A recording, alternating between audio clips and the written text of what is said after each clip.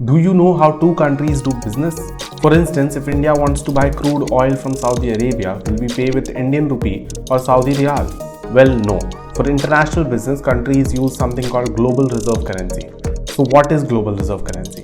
A reserve currency is the cash that a country's central bank, RBI in the case of India, keeps for international transactions. Anything from buying crude oil and gold to paying off debts or affecting the exchange rate is done with this currency. Currently, the US dollar is used for this by countries around the world. This is why USD is the most dominating currency in the world.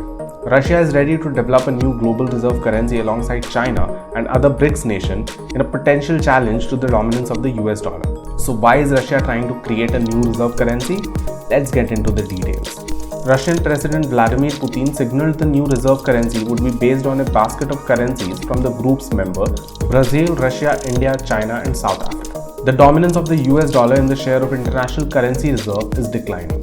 According to the IMF, central banks around the world are looking for more options like the Japanese yuan, Swedish krona and the South Korean won.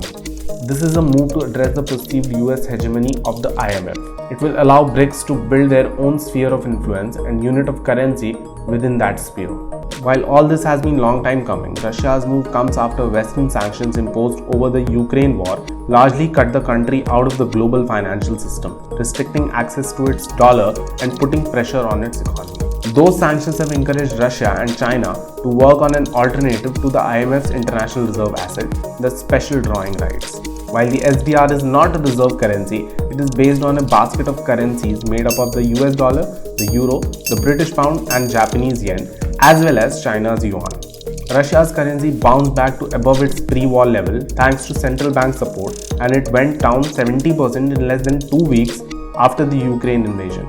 It rose by 15.2% in June to 1.87 cents. Meanwhile, the yuan held steady at around $0.15 over the same period.